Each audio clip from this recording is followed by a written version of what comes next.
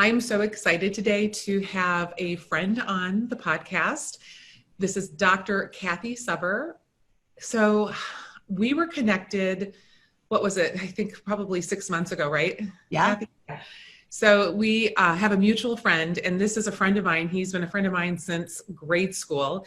And when he tells me to do something, I listen. And I was on a work trip and I got a phone call from him. He said, Meg, I met the most amazing woman. And I just thought, Meg has got to meet her. And so I was like, yeah. Okay. No, really, Meg. She does this really cool thing where she just has this whole community of moms and women and it's amazing. And you've got to meet her. And so I eventually made the call and I just have hit it off so well. I'm thrilled that you're on the podcast, Cathy. Thank you so much. Oh, well, thank you for having me. I'm thrilled to be here. I love talking about anything that brings happiness into especially women's lives. We care about men too, but when women work together, I think amazing things can happen. Absolutely. And so today, Dr. Cathy and I are going to talk more. We're going to dive deep into this idea of creating more tranquility in our minds, our bodies, and our homes. And we're going to tee it off with a discussion around alcohol. For some of you know that I have my program, Sober Tranquility, and I just find this idea of experimenting and reevaluating your relationship with alcohol, I find it fascinating. And it's a journey that so many of you know that I've been on. And Dr. Cathy and I have had previous conversations around both of our relationships and just the parallels and the synchronicities around alcohol. And so I invited her on for her to share her story. So Dr. Cathy, why don't you tell us a little bit about yourself and your history and what you do, and then tell us a little bit about your journey with alcohol. Yeah, absolutely. So I grew up in New Jersey. I was an athlete. So I was a swimmer and diver and gymnast. And when I was 17, I was at a training camp in Florida, and it was a 2-week camp. And on the last day of camp, I was doing the hardest dive that I'd learned during that period of time. And I got nervous. And instead of throwing the dive properly, I kind of wimped out. And instead of landing vertical, I landed flat on my back. And that led me to about 1.5 years of being kind of debilitated. If I bent over wrong, I dropped to the ground. The first time that it happened to me, I thought I was paralyzed. Honestly, you could have paid me $1 million. I wouldn't have been able to stand up. And so I kept going to my doctor, and I was doing exercises and stretches and pain pills and muscle relaxers, and just nothing was working. So finally, someone said, well, why don't you go to a chiropractor? I was like, what's a chiropractor? So I went for my first visit, and after the first adjustment, I felt like a knife was out of my back. After the third, I felt like 95% better. My headaches had gone away. So, and on my 5th visit, I walked into the doctor's office and it said, do you want to be a chiropractor? I was like, hell yeah, sign me up for that. So that led me out to the Midwest. I went to Palmer College of Chiropractic. I graduated in 98, and then in 99 moved to Naperville, Illinois, where I opened up my chiropractic practice. And I've been in practice here for 21 years. I don't know where the time goes. I don't know how I got this old. But anyway, about 10 years ago, one of my employees started a mom's group. She was from Florida, and she didn't really have a lot of friends around here. She didn't have any family. So my practice became the mom's group's first sponsor, and she ran it. And it quickly kind of just took off. And within a year had 1,000 members. And then in 2011, she got transferred to Austin, Texas with her husband for his work. And so she asked me with tears in her eyes to take over what was called Naperville Moms Network. And over the past 9 years that I've been running it, the community has grown and flourished. And we have a website and a TV show called The Moms Network, and a blog, and 15 Facebook groups, and 6 towns that are connected in the western suburbs. And about 1.5 years ago, we transitioned and changed the branding to The Branch. So it's now The Branch Moms Community. And it is just, it's amazing. It's amazing to see the help that moms offer. And again, women connecting to support one another, empower one another, share with each other, share resources. And at this point, I practice very little. I have 2 amazing doctors at my office and 3 massage therapists and a office manager that runs circles around everyone and is incredible. So I'm able to step away a little bit and really focus on running the moms group. And then Meg knows I'm in the process of launching a new brand called Socket. And so I use my time to kind of create, and things swirl around in my head. And every once in a while I grab one and say, what do I need to do to turn this into reality? So that's kind of my business world. I have 2 boys and I have a stepson. So 16 and 17 are my boys, and then almost 14-year-old stepson. And I'm engaged and live in Naperville in kind of just this home that provides so much warmth and security that I love. So that kind of rounds me out overall. As far as my alcohol journey, on Facebook, when you first signed up, you could put in you're in a relationship, you're married, you could put all the, and one of the choices was it's complicated. I really feel like that's my relationship with alcohol. I never drank as a teenager, like never. Like maybe I took a sip of champagne or something, or peach schnapps or something at some point. But I didn't really get into starting to drink until college. And I had my binge drinking kind of times, but it wasn't anything that I did super regularly.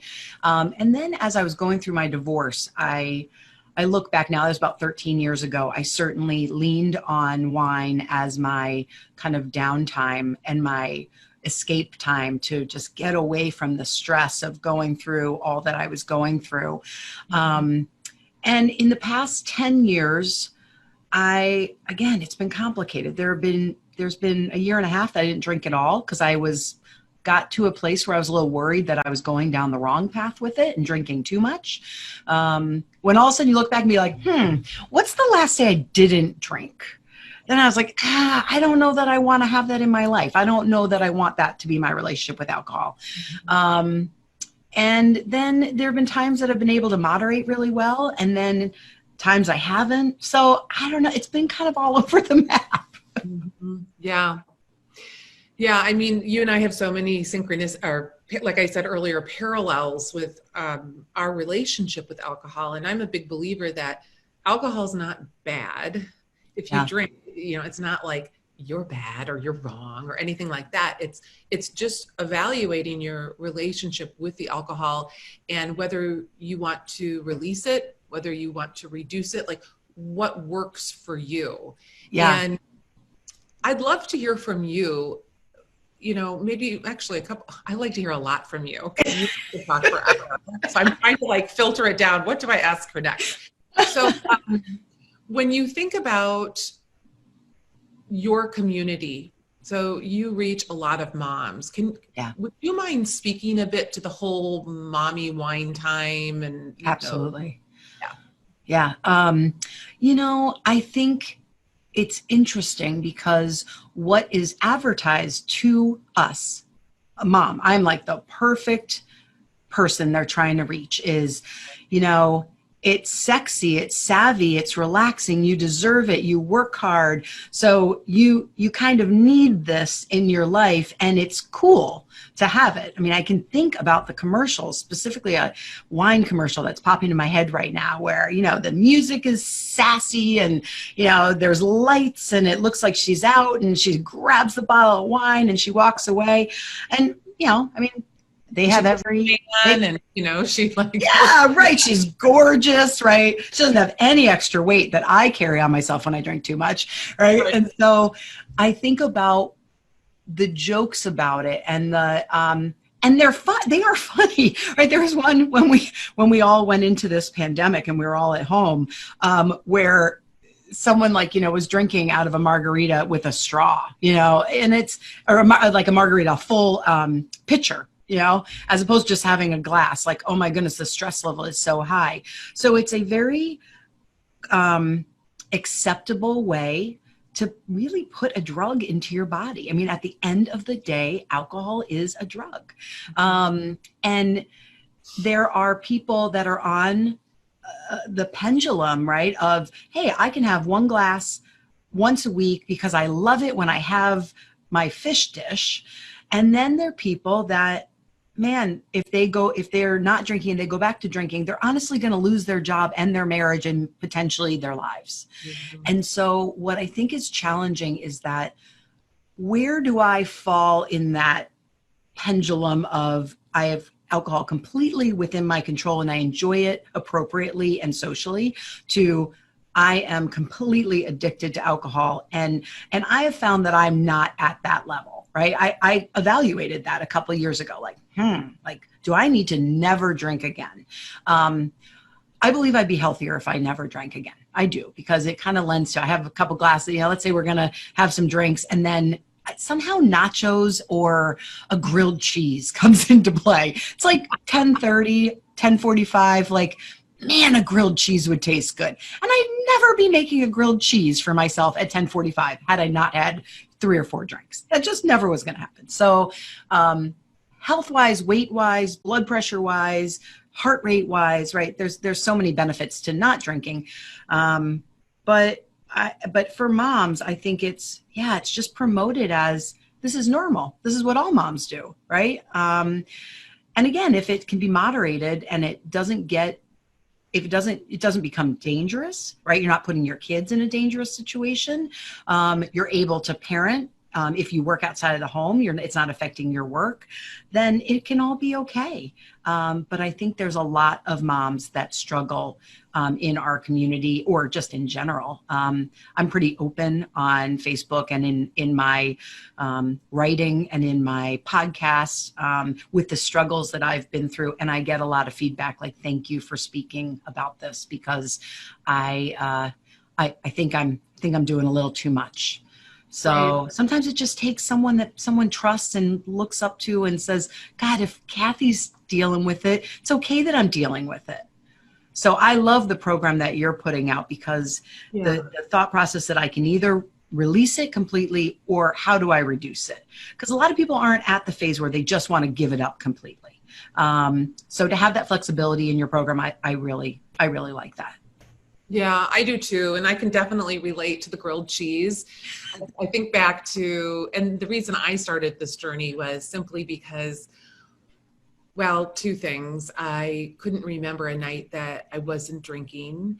I started measuring. I started running out to the kitchen the next morning and looking, and it was a good day if I had only had half of the second bottle that I opened, and so it just was so much energy poured into it. And then my therapist said, well, you have anxiety. Some people have diabetes. You've got anxiety. And so when someone has anxiety, it inflames it. And it was an aha of like, oh, wow, I've been trying to subdue my anxiety with alcohol, but it's not relieving it. It's inflaming it. And so, for me, it wasn't so much like, oh God, I've got an issue, I'm addicted. No, it wasn't any of that. It was an intentional choice around like, hey, let's see how my experience each day is without alcohol. So I get that. Yeah. It's, and it can be a little challenging on the times that I haven't drank. I certainly have walked into places and gotten some pushback. I had to kind of reevaluate some of my friendships. There were some that anytime I got together with them, they just were like, oh, you could just have one. Can't you just have one? I'm like, I'm just not drinking right now. At one point I was training for a triathlon. So I was like, no, I just have a different goal right now. Like, I need to get up to go, work out tomorrow to get to this goal of doing this triathlon. So I kind of leaned on that as opposed to I wasn't drinking. And I really think for some people, you're triggering in them, man, I need to evaluate this for myself, because most of my friends were like, oh, wow, that's awesome, man, I should probably do that. But there wasn't any like pushback against me. And for the people that I did feel that pushback, if it continued, I just kind of stopped hanging around them. It just wasn't fun anymore. And at some point, I had some groups of friends that really drank heavily when we got together. And so I would start going for like an hour, and then I'd just leave. Many times I wouldn't say goodbye to anyone, because then that just prolongs the whole thing by 45 minutes. But then for some people, I really just had to step away from the friend circle. And they're wonderful people, and I'm still friends with them, but I'm just not doing the Saturday nights or the Friday nights. I don't have late nights in me anymore. I want to be home on my couch, with my cat on my lap, and, with Jason watching some new show. Like, that's where I want to be. So I hear you on that. Yeah. And it's not like a judgment at all of no. what someone else is doing. It's more of like, I'm not feeling it. I'm not attracted to the energy of that right now. Yes. Yeah. I found as I've gotten older, that I crave one-on-one friendships. Of course, it's fun to be in a group. I sit in a women's circle of 10 women that are unbelievable. And we are, share very deeply within this group of women. But when I can get that one-on-one time, like I was telling you before we started taping, that I just went to see my best friend, and we were in Galena, Illinois for 2 days. And it was so restorative. And I feel like my shoulders came down like 3 inches, just sitting with someone and being with someone and being able to be open, honest, transparent, no judgment, just this is me. And we love each other so unconditionally. It's like, every once in a while she just grabs my hand and we both could get tears in our eyes, because we're so grateful for our friendship. And it's something that I honestly, I'm not even sure how I could be in this world without her. I just feel like she's a part of me. But anyway, I got off on a tangent. I'm not sure what I'm talking about now. No. I love it. I love it. I love that. And it brings me back to this idea of, I have this thing in Sober Tranquility. One of the audio lessons is about, I call it big talka, like the big talka. When I was drinking a lot and going out and having a martini or two, followed by a glass of wine on a Saturday night, I had all these, and I was with, a friend or a few friends, and I felt so connected to them, right? We would talk all these big goals and things that we're going to do. And the next morning, I realized I didn't have the energy to start doing the things that I wanted to do. And I also would be like, what did we talk about? And right. So, like, it's that feeling of, and when I started this experiment in releasing alcohol, I thought, oh, I'm going to just feel so left out. I'm going to feel disconnected. And it's the opposite. Like when I'm with your friends. Last night I was with a few girlfriends celebrating something for one of them. And I brought my little seed lip, my non-alcoholic distillery, the spirits from England, by the way, you guys, amazing. They have 3 different varieties. It's like a gin and tonic. And I brought that, and I didn't feel left out. I felt like I was really able to be present. I left the get together feeling filled up and just really calm. Yeah. Rather than waking up, my heart racing. I woke up this morning, I'm like, gosh, you're hot, Yeah. And so, this idea of connection, when we throw alcohol, and again, for some people, moderating is fine. It's that works for them. But at least from my experience, when I loaded in the alcohol, I would just wake up with that peach fuzz brain where I was grumpy, and I didn't feel like, connecting. Well, you get, when I find when I'm not drinking at all, I'm up at 5:30, 6 o'clock, and I'm having coffee, and the sun's coming up, and I'm watching the birds and the squirrels outside my house. And if I'm staying up later. I'm not going to bed as early, and the sleep isn't quite as restful. This is kind of in the phases where I was really drinking too much. Sleep is not as restful, and then I need to be sleeping in later. And so, I can lose 2 hours of my day from that, just to kind of get the rest that you need because you're not sleeping as well. So that's another great benefit of either, reducing it or not drinking. I know I always joke that, like 10 hours of drunk sleep Yeah. like a heck of a lot worse than like 4 hours of alcohol-free sleep. It's like you're Yeah. tired, but you're not like feel like you have the semi-flu. Yeah. I'd love to switch gears a little bit because this is all about, bringing tranquility into our bodies, right? So we've been talking about that in our minds and also in our homes. And you introduced me to a really cool way of, it's Hygge, right? It's Hygge. Yeah, it's Hygge. And it's funny, there's many different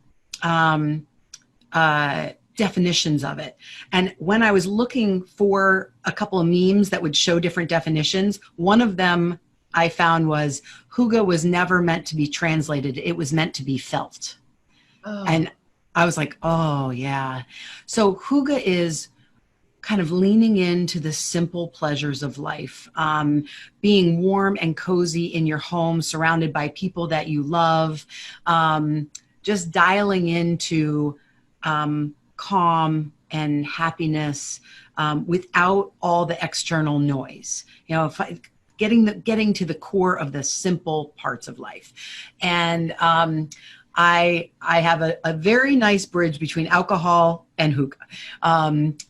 Last year we had people over. I have a pool in our backyard, and there definitely was some Tito's involved, and we were playing football in the pool, and the football got thrown out of the pool. And I'm like, oh, I'll get it. And I kind of ran out of the pool to get it, and not thinking very well, I kind of ran back in the pool, and I slipped and I broke my fibula. I slipped on one foot and came down on my bad ankle, and I severely sprained and broke my fibula. On my right leg, of course, so I can't drive. I'm on a scooter. And I will say that first week that I was home was awful. Jason and I didn't live together yet. And the boys were with me 50% of the time. And so I was by myself. I had all these offers of help. I mean, a million. And I just kept saying, no, I'm good. I'm good. I'm good.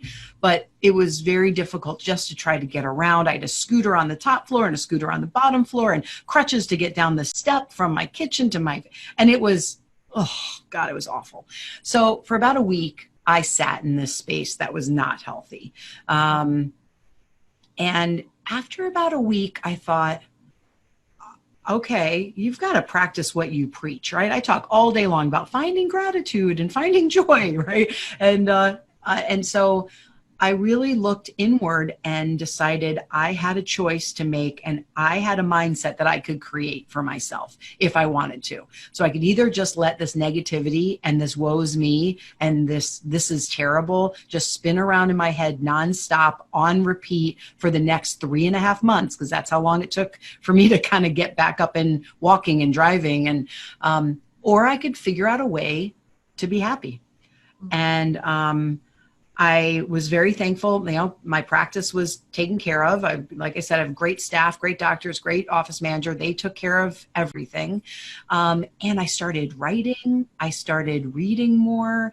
I started just being quiet more. And a couple months later, Jason and I were sitting in my family room, and he looked at me and he said, you just look so happy.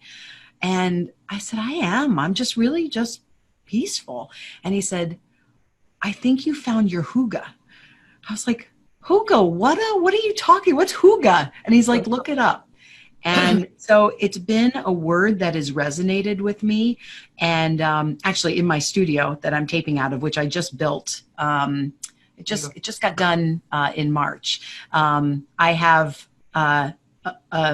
a photo of Hygge with the definition that resonated the most with me. So, and I have a little like rocking chair with this warm white blanket on it. And and I call it my Hygge nook, because it's just a little nook in the studio. And when things get overwhelming or stressful, I try to tap back into that.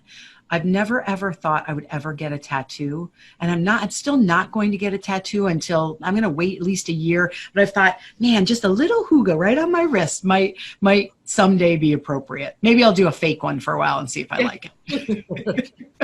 Or start with a Post-it note on your bathroom mirror. Right? Yeah, right. Or like do some like duct tape and put it on your. Yeah. Yeah. I love that. And like, as you're talking, it's interesting. I felt like my nervous system just like calmed down, and I was like, tell me more. And isn't that what we all want, right? To feel safe, to feel well, to feel happy. And one of the members of my community in Sober Tranquility, she calls exactly what you're referring to her joy bubble.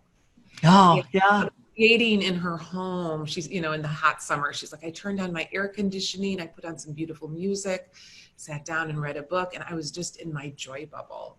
Yeah. That's available to all of us. I think, sometimes when we're so busy and the events of the world have forced upon us to not be busy or as busy, there's so much joy bubbling at the surface level to be unearthed. I really couldn't agree more. And, as a chiropractor, I specialize in pediatrics and pregnancy. So I see lots and lots of families and lots of moms and their kids, and the stress levels of running around like a mad person with 3 kids, all in 3 activities, and what you have to eat because you're eating on the run and you're never sitting down and letting your body just process food and have a good, nice dinner with your family. It's just, where do we have to be and what's the schedule? And all right, we got to pick up Jimmy, and then Sally's got to be here. And the stress coming off of moms' bodies is so palpable to me. And every once in a while I would challenge, like, you don't have to do all these activities. I know you want to provide, and we live in such an amazing community with everything at our fingertips, right? And I don't take that for granted. And I know people want to provide kind of this well-rounded experience for their kids, but at what cost? At what cost on the other end of it, when you're running around and you're exhausted and you're not sleeping enough and your cortisol levels are off the roof, because of the anxiety and the stress. Obviously, if I could remove COVID-19 from the world, I would. But one of the benefits of it was a forced shutdown for most people, right? Of course, we had our healthcare workers and people that had to be out there, which we all appreciate, of course. But for most people, the calendar just got wiped clean. I remember us creating a Zoom meeting for the Moms Network TV show because we couldn't tape live. And the director of the TV station reached out and said, well, when are you available? I was like, any day and any time, because I had nothing planned. And I'm interested to see, what do people come back to and what do they say, that was kind of nice to have a Saturday morning where we got up and made pancakes and bacon and eggs instead of being at 14 hours of soccer games and basketball games because we're doing travel everything. I think it's an opportunity to redefine our lives and set maybe new goals and maybe new boundaries and maybe new places to say, no, not this time, maybe next season. So it's up to everyone to decide how they're going to take all this in and what changes they could make to create kind of the best life and a better life for themselves and their families. Yeah. And everything that you just touched upon, I call them tranquility treats or tranquility tools. Yeah. And this time I'm hearing from so many people. A friend of mine is learning to play the piano. My niece, took up embroidery work.